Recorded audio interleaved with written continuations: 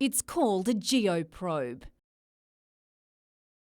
And it has some Novocastrians up in arms. For the next month, Urban Growth is drilling into the ground along the rail corridor from Worth Place in the city's west to Newcastle Station, as well as the adjoining bus depot. What that suggests to me is that Urban Growth are proceeding with a timetable that the government's laid down for multi-storey development on the rail corridor. Geotechnical drilling generally is associated with seeing what's under the ground and whether or not there are mine workings. They must have some intention for something solid to go on top. Despite initially ruling out development and spruiking improved connectivity of the CBD to the harbour, what we propose to do is to ensure that Berlin Wall comes down. Construction of any sort along the heavy rail corridor just won't happen. The government released this plan in February, showing 3 multi-storey buildings on the rail corridor and bus depot. There are fears that could extend further west. If the government has its way, there's going to be an erection of a major Berlin Wall. First of all, they said there'd be no development. Then they said there'd be cafes. Now they're saying there's going to be a whole lot of development on that rail line. Urban Growth says the testing is to better understand the soil and groundwater conditions in the corridor. Jane Goldsmith, NBN News.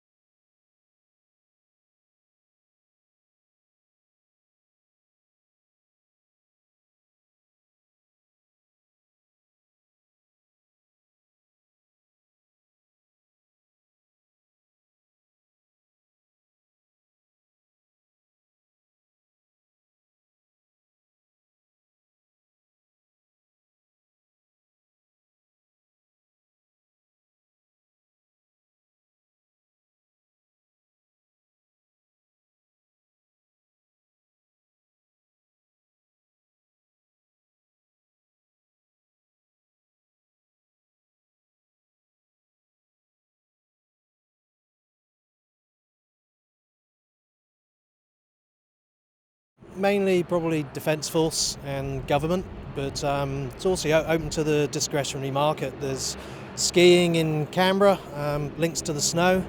Come up here to the Hunter.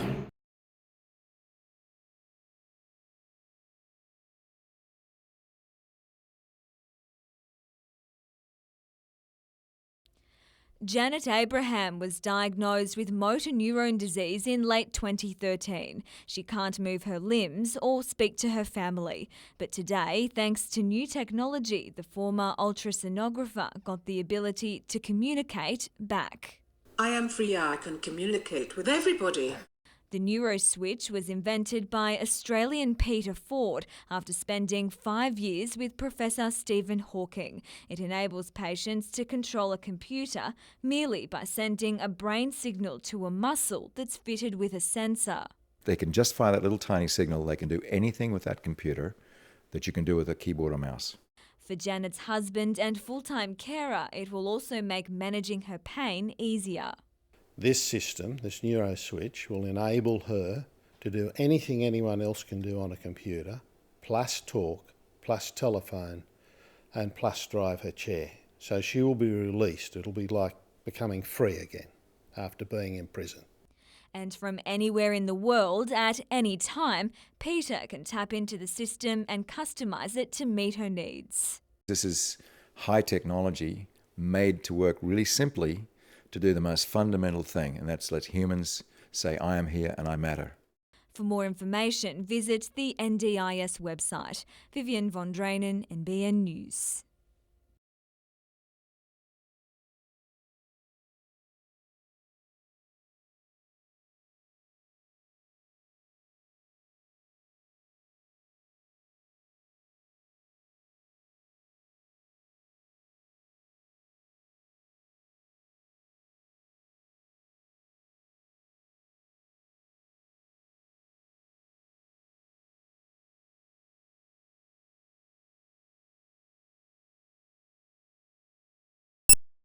Winter has arrived and so have the humpbacks. Keen to catch a glimpse of the ocean's gentle giants, NBN News rugged up and hit the water. In Port Stephens, whale and dolphin watching is big business, generating $25 million annually. And while an eager audience is always guaranteed, the stars of the show are not. While the whales might be proving to be a little bit camera shy today, there's still plenty of time to see them. Some 19,000 are expected to make their way up the east coast between now and November. Then after almost an hour, the moment we'd been waiting for. A 12-metre humpback was spotted lazing off Fingal Island. The sighting made for some very happy passengers. We loved it. We didn't expect to see any whales because of the conditions, so we're really lucky that they came in so close, yeah. The season couldn't come soon enough for tourism operators still struggling following April's cyclonic storm. It's nice to actually celebrate something good, and the sun's out and the ground's drying up and the whales are here. To mark the start of the migration, Destination Port Stephens has also launched Nature Fest, promoting the region's natural wonders. We have the dolphins, we have the whales, the range of national parks here is just quite mind-blowing how beautiful they are. Nature Fest runs until June 26. Amanda Douglas, NBN News.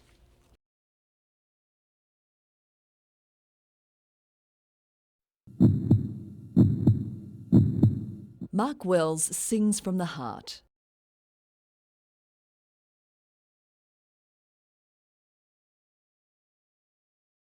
It's a passion that began as a child when he wasn't expected to reach adulthood. I was in primary school and I was lining up to get a pie from the tuck shop, and one of my mates came up to me and said, "Oh, I heard you have cystic fibrosis. Does that mean you're not going to make it to your teens?"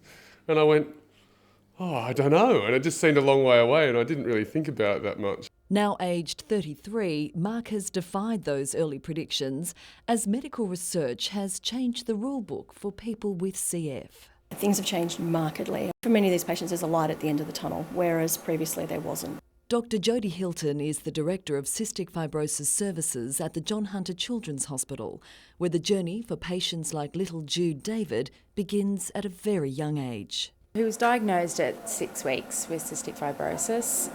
That was, of course, a bit of a shock and we were pretty devastated about that. Cystic fibrosis primarily affects the lungs and digestive systems, and patients face a lifelong regime of treatment and physiotherapy. But today, there are more options for babies like Jude. Here, he's being sized up for a lung function test, a new opportunity to understand his condition. Having this infant lung function available for our CF population will hopefully mean we can treat them earlier and hopefully improve their long-term outcomes. Now we would expect to get them to adulthood. Women have babies, some of the men father children and have a much more normal life expectancy. It's certainly not a normal life expectancy, but certainly to be living into their 30s and hopefully soon, with babies like Jude and kids born now, into their 40s and 50s. Mark Wells has benefited from breakthroughs over the years, in particular a trial 3 years ago through the Hunter Medical Research Institute. I started this drug trial and then slowly things started to turn around. And I went from not being able to get up and go for a walk to being able to run around the block and then being able to go on big long 5K runs. So yeah, that all changed really quickly because of that trial. His singing career took off and then 6 months ago he married Ellie. Coincidentally, she works in marketing at HMRI. When we first met, I googled cystic fibrosis and I was quite shocked by what the disease meant. And as time's gone on, I can honestly say today, I just don't believe that that's what it's going to be anymore. I feel like the future's been blown right open by research. Mark's personal experience has inspired a new journey, that of fundraiser for HMRI. On Friday night, he and some muso mates got together for a concert, raising funds for more research into CF. Without it, things might have turned out very differently. And what it means it's more time to do the things that you want to do, more time to be healthy, more time with your family, more time living life to the fullest rather than being sick in a hospital room. So yeah, it means the world to me. Showing younger people that have CF that they can go on and live really happy, full lives and work and follow their dreams and get married and have kids and do whatever they want. There's always hope as well that they'll find a cure for that. There's lots of research sort of that's happening at the moment. So it's pretty exciting. And as I've been told, if you're going to have cystic fibrosis, now's the time to have it.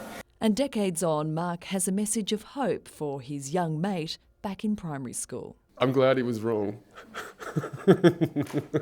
And yeah, I guess he couldn't be any more wrong. We're living a really... Things couldn't be much better at the moment.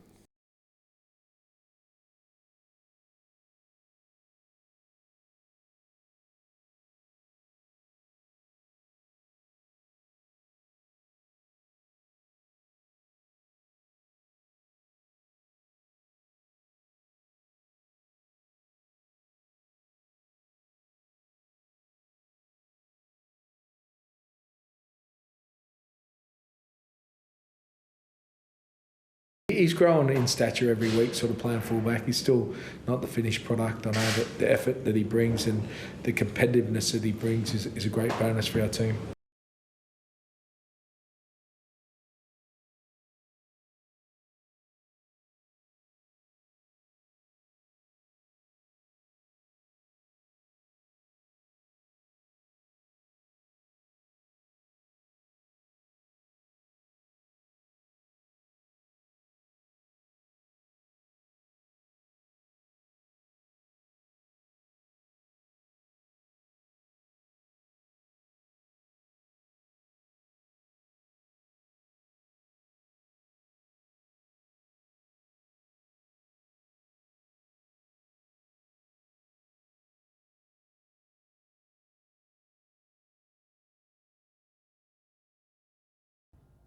Down by 2 after the first period, the North Stars clawed one back through Luke Moffat in the second, with some help from Geordie Woodrick and Jan Safar. When Matt Watini made it 2-2 a few minutes later, Newcastle was back in it. But the Bears went on to score 4 unanswered goals to run away with the points. To mountain bikes, and the second annual Port-to-Port race has taken in some of the best scenery our region has to offer. A field of 200 riders from across the country started at Nelson Bay Marina last Thursday, tackling the 34-kilometre first stage. Day 2 headed into wine country, where the rain made life difficult. Over the next 2 days, riders wound their way through the Wattigans National Park and parts of Lake Macquarie before making a final descent into Merewether. Mark Topolsky finished 6th on stage 4, still enough to claim the overall win. In the women's division, Jenny Blair finished in front by more than 22 minutes.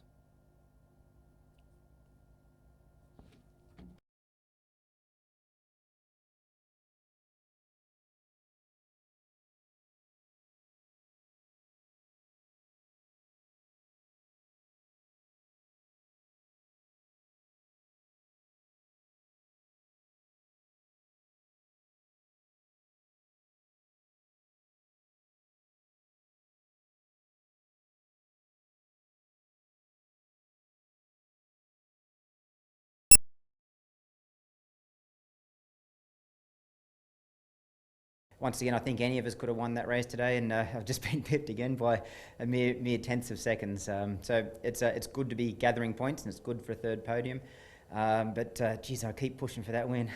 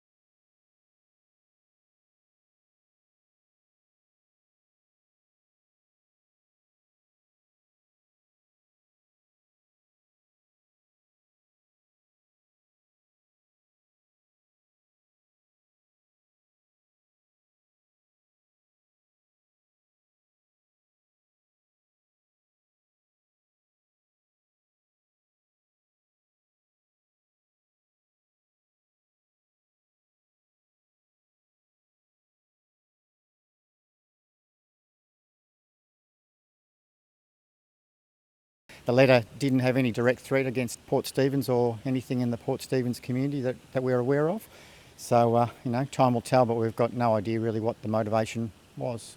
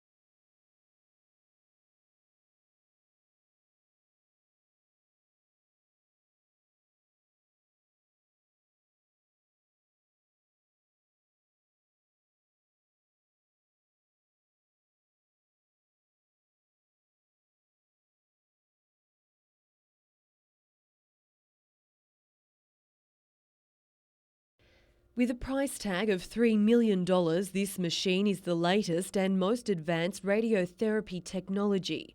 And given it can deliver 2 weeks' worth of prostate cancer treatment in just 90 seconds without the need for surgery, researchers at the Calvary Mater Hospital say it's worth every cent.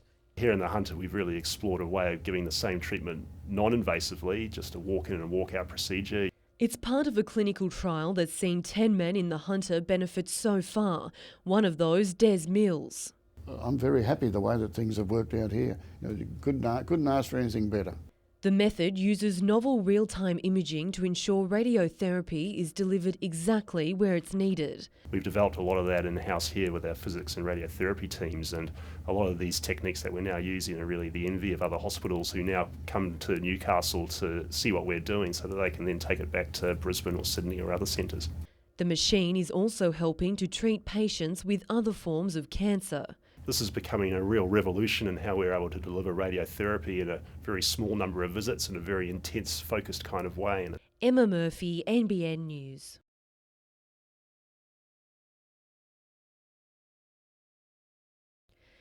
"100 years ago, a piece of Newcastle's identity was born. Fast forward to today, and the BHP steelworks may have gone, but they're definitely not forgotten. Many of the people who worked at the works spent their whole life working at these works. So it is really deep in the blood of many, many people. Bob Cook spent 36 years of his life with the company, witnessing some of its best and worst times. It was a sense of fulfilment because you were doing something really valuable and important. Hard, dangerous work in many, many cases, but people had a feeling of satisfaction that they were doing something useful. Today, former workers and their families commemorated the day it all began. A wonderful feeling this morning. It was like driving to work. A memorial was unveiled honouring those who went to work at the site and never came home. Then the focus turned to the future. A steel time capsule containing historical memorabilia was sealed, to be opened in 50 years, while the site's immediate future will become clearer in the coming months. We're about to start the next stage of remediation works that will make that land ready to allow for opportunities for the private sector to come in and perhaps take the land up. However, the steelworks' history and legacy will live on in the hearts of those who call the Steel City home. I hope Newcastle always remember the contribution this steelworks has made to our beautiful city. Emma Murphy, NBN News.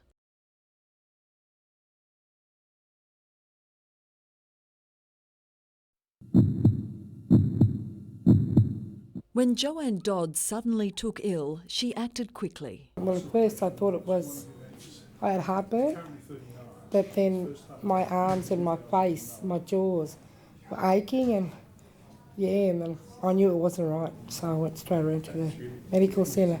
She was having a heart attack.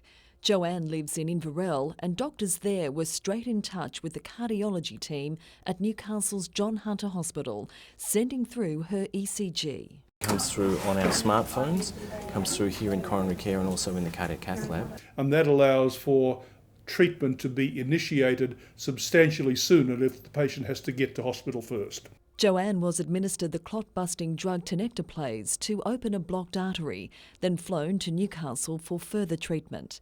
It's a system that's been established over the past decade, and in many cases, ambulance paramedics in regional areas perform the crucial tasks out in the field. What we've done is to train the ambulance paramedics who work in those areas to not only do the ECG and transmit the ECG and diagnose the heart attack, but to then administer the clot-busting drug in the ambulance. With this treatment, it's good to have it there at the hospital where we are. Researchers have found 93% of people in the Hunter New England Health District now survive a heart attack, regardless of where they live and whether or not they've had the drug treatment or traditional hospital therapy where a stent is inserted.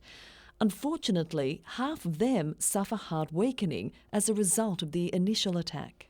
It means they're more likely to be hospitalised again and more likely to have a subsequent heart attack. In the labs of the Hunter Medical Research Institute, Professor Andrew Boyle and team are working on ways of treating weakened heart muscles. And what their contribution is to generating scar tissue in the heart. Here they're analysing cells that cause the problem. So there are a number of molecules and stem cells which show some promise, but nothing has yet translated to a clinical trial that shows definite improvement. So we're still in the early days of this research, but it's really important that we get there. For people like Joanne who've survived the pain and drama of heart attack, it's essential research for a healthier future. Frightening, very frightening. I never want to go through that again. No way.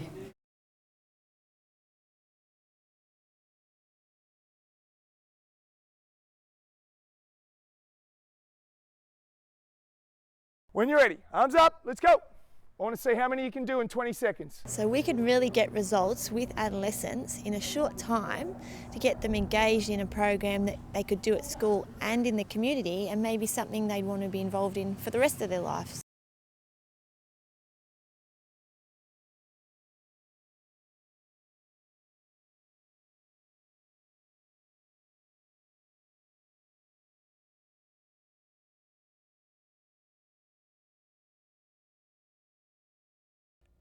In his heyday, Craig Johnston was the footballer every Aussie wanted to be.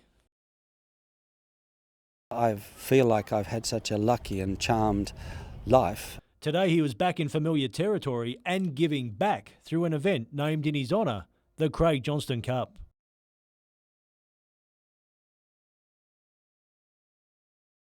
The idea is to pass on the knowledge that I gained and the hard work that I had to put in into a fun environment where, first of all, you've got to capture the imagination of the kids and get them sort of focused on the skills. The tournament saw 10 Western Lake Macquarie schools compete in games and skills challenges. When you've been there and done it and you're thinking about, you might not be here much longer, you think about legacy. After overcoming recent health issues, getting this event off the ground and finding one posed new challenges. People wouldn't believe that we pulled it together, and the Northern New South Wales Soccer Federation said we couldn't build it over there because it's not in the curriculum. We've got to create a cultural shift to get more kids playing with the ball more often, and that's what we're trying to prove today. Michael Kane, NBN News.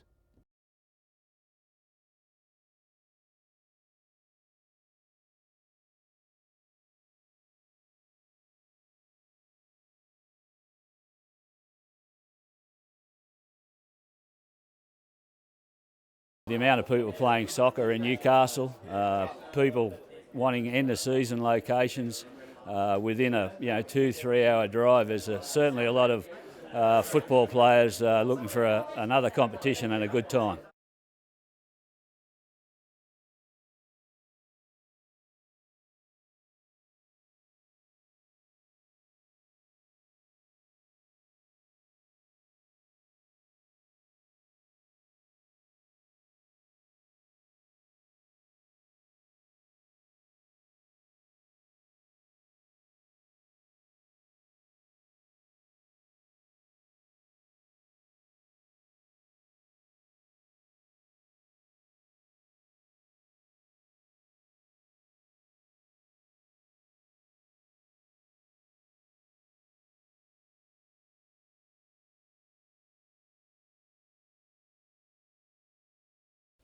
The finest food prepared by some of the state's best. In one corner, the taste of the Southern Highlands. In the other, exotic-sounding flavours from the Hunter. I'm doing Petuna Ocean Trout with a seaweed and fried ginger crumb, wasabi yogurt and some beautiful verjuice that we made ourselves. It's a pretty friendly combination and we're here to win. And working under their guidance for the day, the future of the industry. Local apprentices learning the pressure of feeding 300 hungry mouths with 6 courses to be voted on. Each guest will get 2 different dishes from each team, so 600 plates going out for every course, so 2,000 plates in total. But it sounds like they passed the test. Oh, absolutely delicious, world class, really, really yummy. And for the record, it was the Hunter that won the day.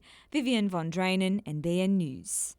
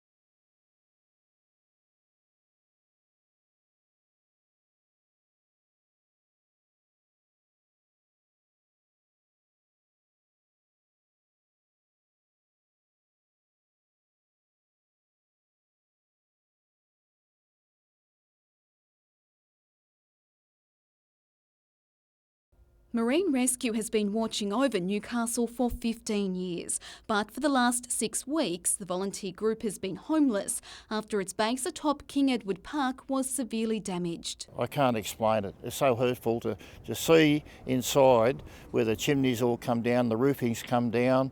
These photos taken shortly after the cyclonic storm show the extent of the destruction.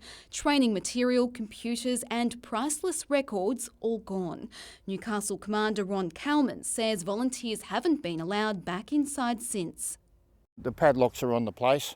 Newcastle Council, we've been in contact with Newcastle City Council in effort to get 2 demountables here and on the other side of the building, and that's met with a negative result at this stage. The group's been forced to set up inside a storage shed, but because it doesn't have access to its main radio transmitter, it's been relying on Port Stephens to relay crucial rescue information. So we're working out of a little shed. As you can, that's only with storage.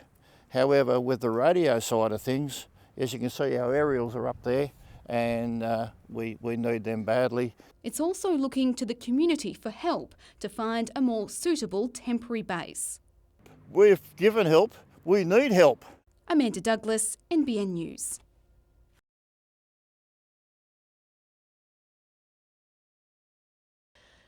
It's a long, dusty and pothole-covered stretch, but now there's a flurry of activity along East Seam Road, with Port Stephens Council identifying it as in desperate need of an overhaul. Primarily it's road safety, although providing an all-weather access to the people of East Seam Road's probably another major driver. A 2 kilometre section is being sealed, with council also using black spot funding to remove trees growing dangerously close to the roadway. With the roadworks here expected to last for several months yet, council officers are asking motorists to be mindful of their workers' safety. Disturbingly, the workers here say they've already encountered several incidents of road rage, with drivers speeding through the zone. There's not a lot of room out there within the road reserve, so it's hard, we can't get a detour in place. So we really need to rely on the behaviour of the drivers to slow down as they go through our work sites. It's not just this road that council is improving, with more than $3.5 million being spent upgrading others throughout the western area of Port Stephens. $1.6 million worth of surface works along Clarencetown Road will wrap up by the end of the month, while widening, drainage and pavement reconstruction is being carried out on Hinton Road. And rehabilitation work has just finished on a section of Patterson Street west of Woodville. Madeline McKell, NBN News.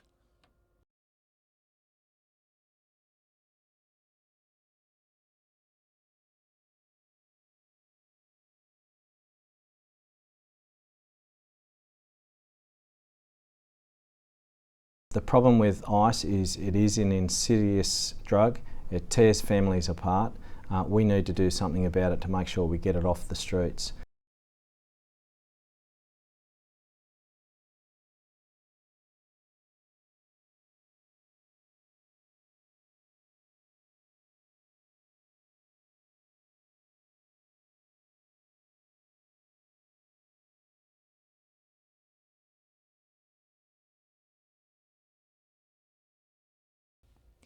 Edged in gold, intricate leather-bound books from a bygone era.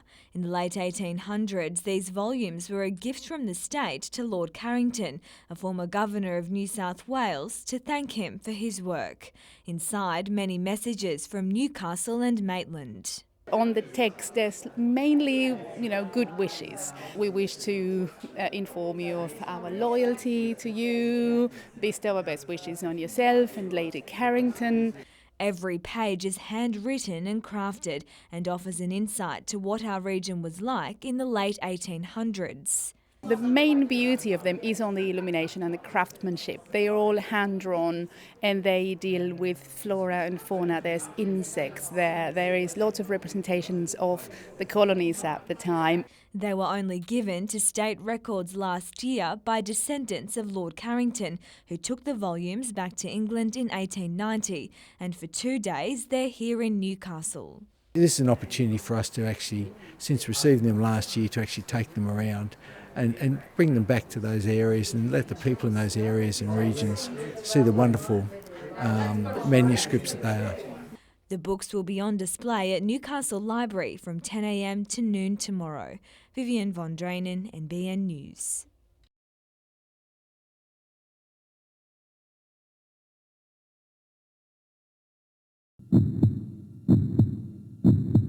These Year 9 students at Newcastle's St Philip's Christian College are about to embark on their first session of CrossFit Teens. A pep talk from trainer Jamie Johnson, and they're into it.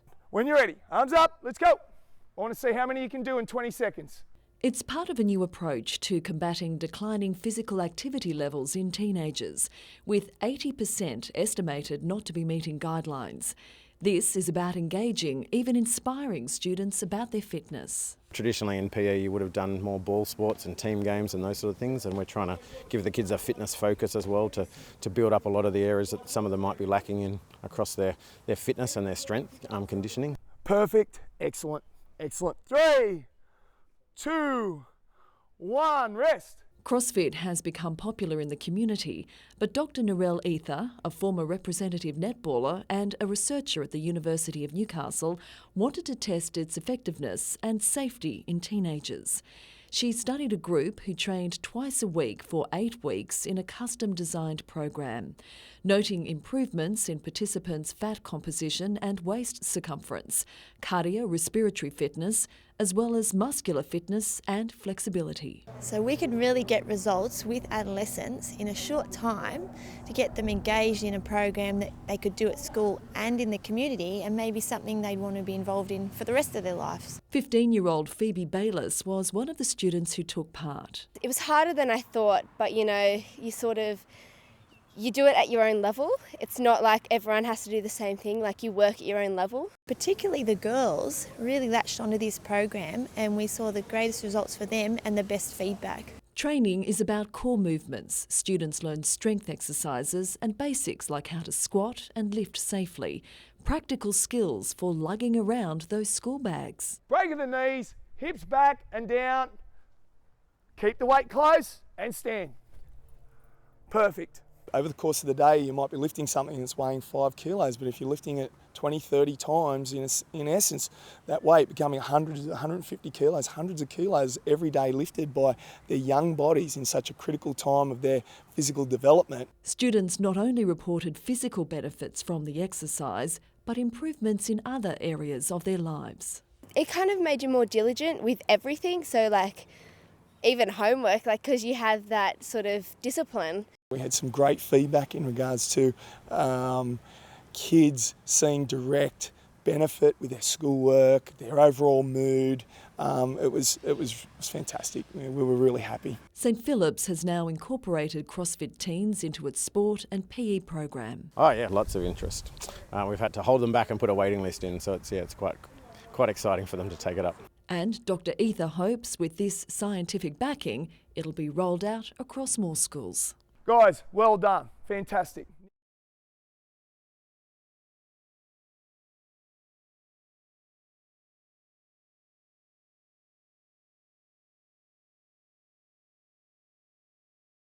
The world doesn't make sense to Max. He doesn't understand a great deal of it. So if we can try and make him happy, then we'll be happy.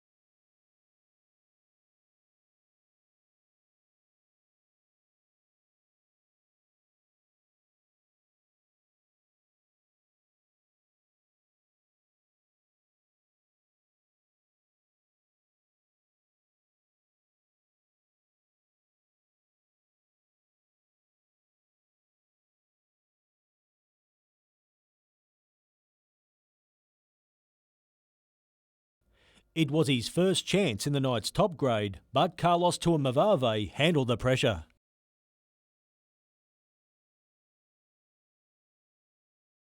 There was definitely nerves going into the game, and but after the first 5 minutes, it just felt like a normal game after that, and I just got stuck in. A last-minute addition, his performance was good enough to hold his spot this week. It was a bit frustrating, but Goodsy was 50-50 on playing, and I think I found out on Saturday morning I was playing, so it was pretty late, but I prepared well all week if I was playing or not.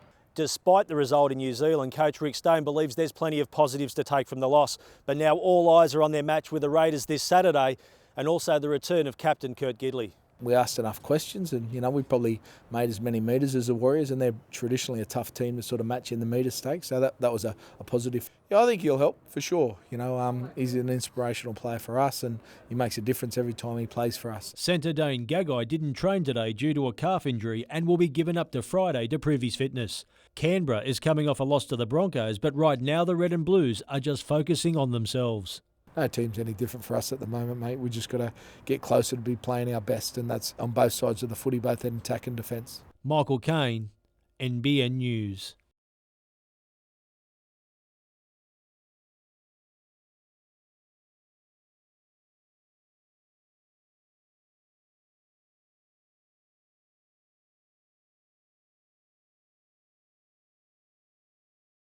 To bring a game like this to a regional community like Tamworth is incredibly important to the NRL, to the New South Wales Rugby League and the Country Rugby League, and we're thoroughly looking forward to engaging with the local community next year.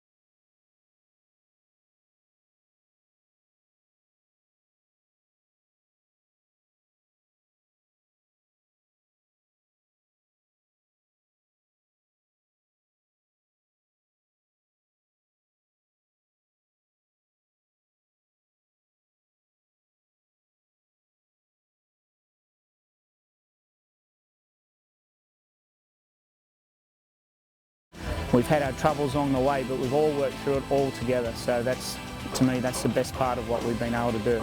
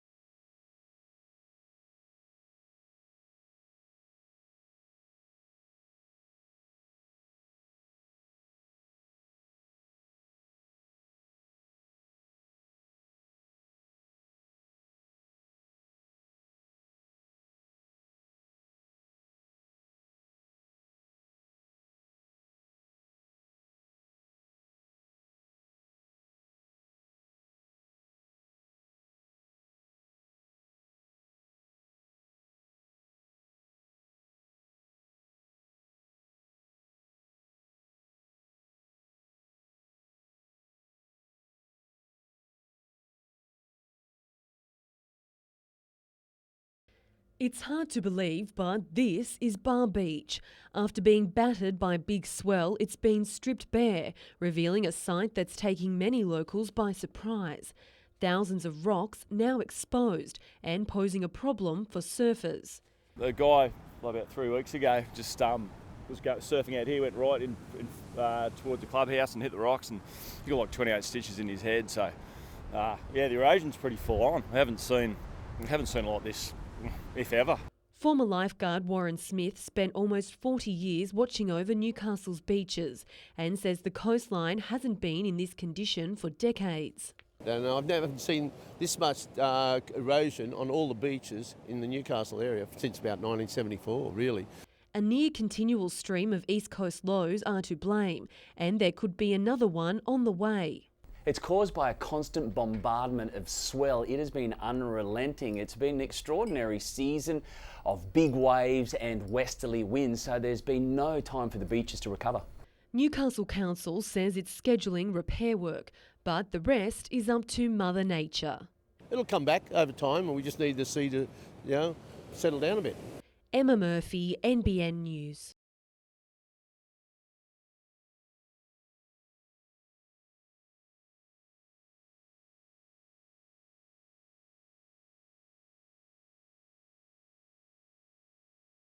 Suddenly the Hunt has got the highest unemployment level in the state, and people who will lose their jobs quickly, that don't have reserves of cash to fall back on and no family, come to Samaritans for assistance.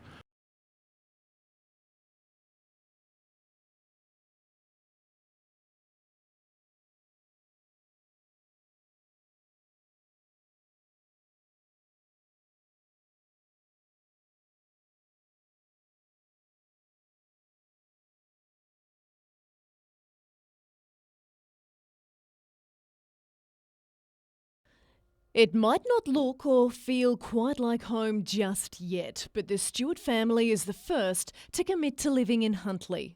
We were just looking for a place to build and get out of the renting market, so yeah, and everything here sounded really, really good.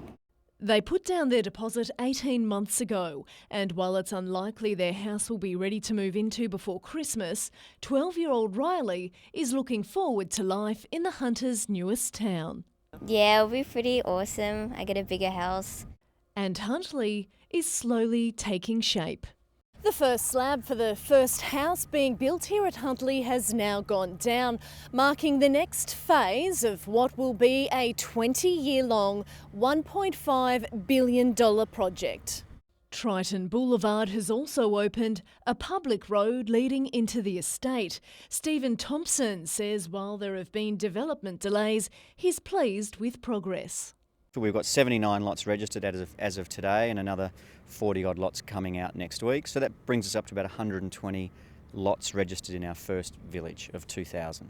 Eventually, 20,000 people are expected to live here. Madeline McKell, NBN News.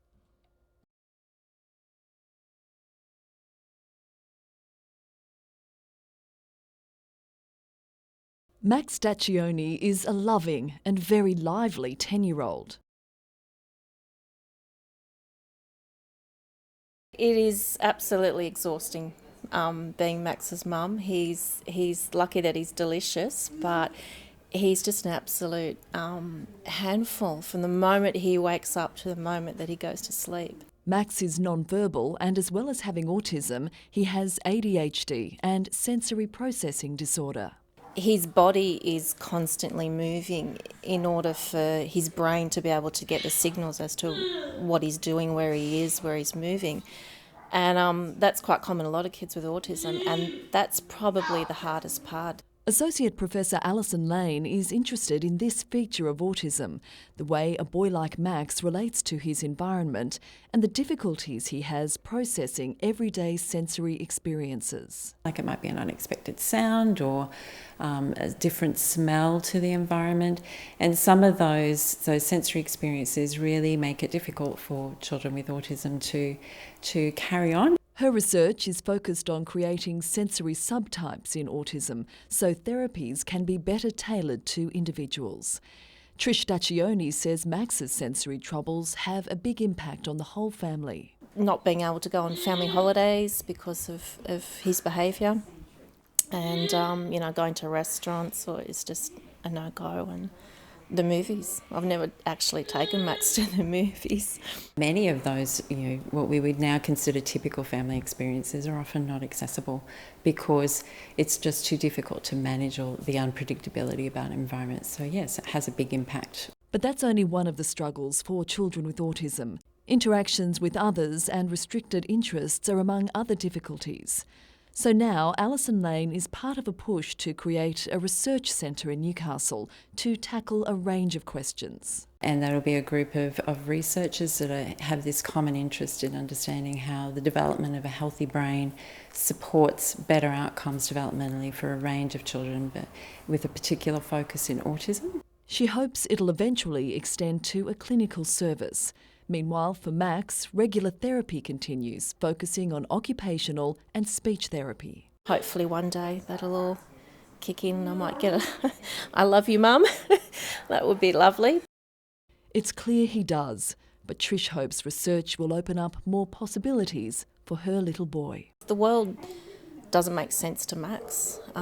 He doesn't understand a great deal of it. So if we can try and make him happy, then we'll be happy.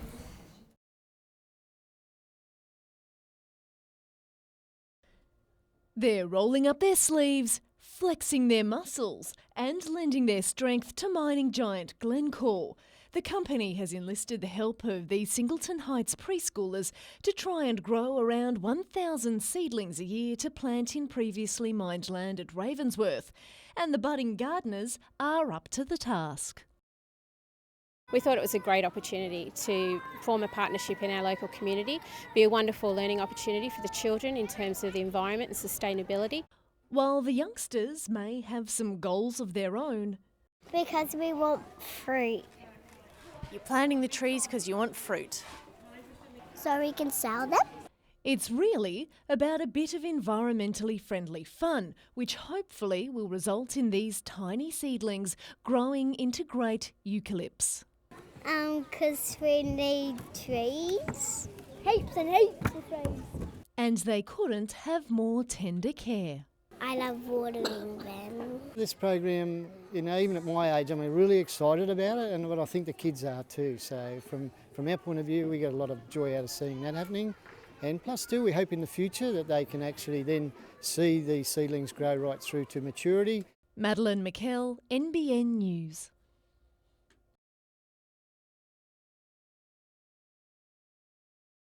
It was one of the biggest matches of Andrew Hill's career, and against Chelsea, he almost became the star of the show.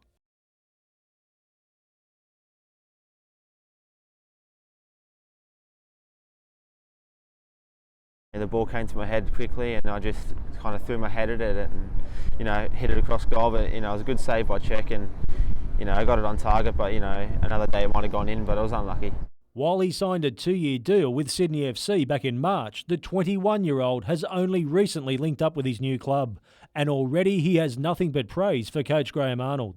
Obviously he's got the right instinct going forward, and he wants to see these young players progress, and he showed late with Bernie Abini moving to Belgium that he wants the young players to do well. And Hull believes he still would have made the move south, even if the FFA had taken the reins of the Jets before negotiations with Sydney FC began. With the FFA taking over, no, I don't think it would have changed my decision. So, I'm happy to move to Sydney, and I'm really looking forward to next season.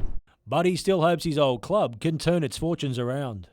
Hopefully next season they can rectify, what went wrong this season, and have a better season for the fans, because this is a massive town with a massive support for football. So, hopefully next season they can climb that ladder and get back up the top. Michael Kane, NBN News.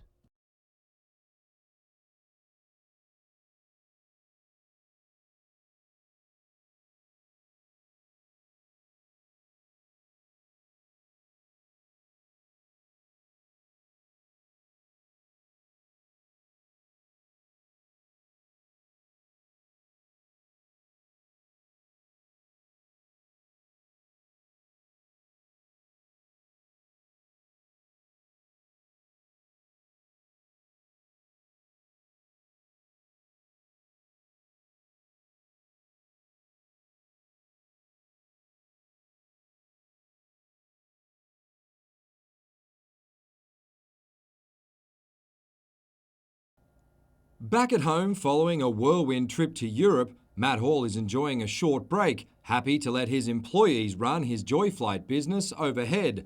His third place finish in Croatia was his third straight podium.